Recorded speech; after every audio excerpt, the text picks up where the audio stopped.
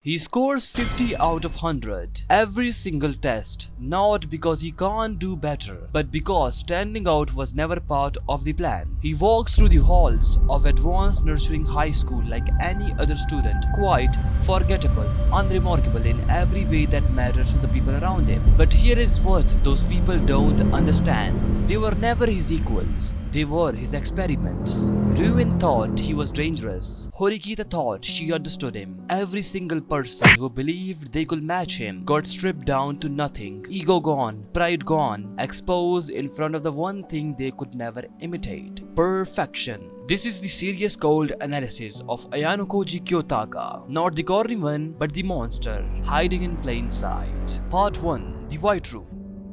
The White Room, a facility designed by his own father to create the perfect human being. No friends, no childhood, no emotions. Just pure, relentless conditioning from the moment he could walk. Every subject, every physical and mental capability pushed to absolute perfection. Music, mathematics, combat, psychology, language, all of it mastered before most kids learn to ride a bike. But here is what his father didn't account for. You cannot teach someone to perfectly understand human nature without giving them the ability to think for themselves, and a mind that thinks for itself cannot be truly controlled by anybody. So he left, not dramatically, not with rage or trauma or a burning desire for revenge, just a quiet, calculated decision, the same way he does everything. And his father's reaction, he was impressed, not angry, not devastated, impressed like a scientist watching his experiment evolve beyond its own parameters. That one detail tells you everything about what Ayanokoji actually is. He is not a broken child escaping an abusive past. He is something far more unsettling, a perfect mind that outgrew its creator. The performance. When Ayanokoji walks into an exam and scores exactly 50 out of 100,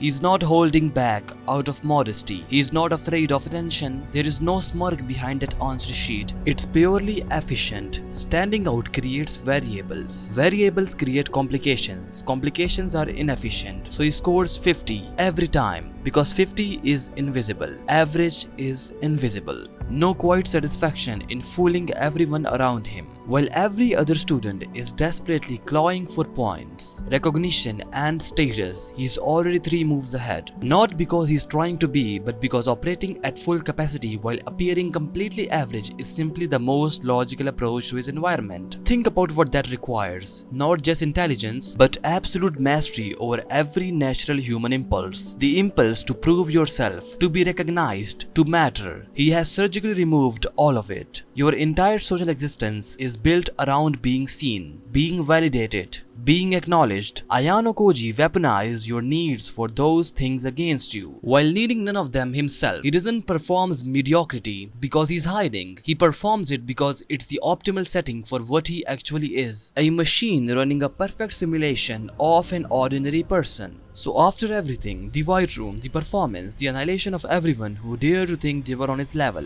what is Ayanokoji Kiyotaka actually? Everyone has the same answer: genius, monster, perfect strategist, cold and emotionless machine. But they are all wrong, because here is what nobody's talking about. The White Room didn't take his humanity away. It just turned him into a winner, a winning machine. Think about that for a second. He still gets curious. He still finds things interesting. He still chooses to walk into that school.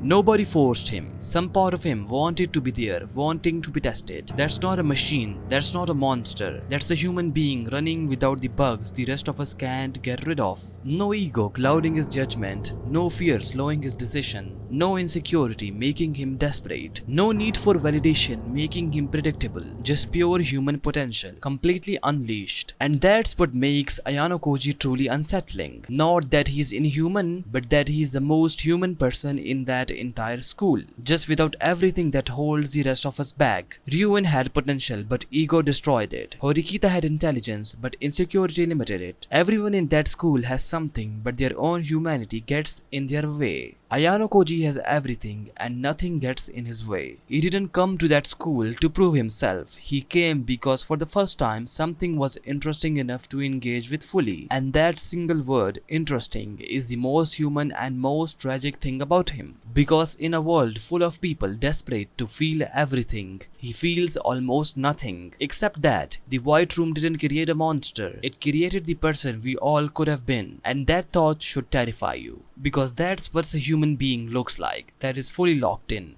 Thanks for watching till the end. Make sure to subscribe and hit that like button if you find my videos interesting. I will see you soon. Till then, peace out.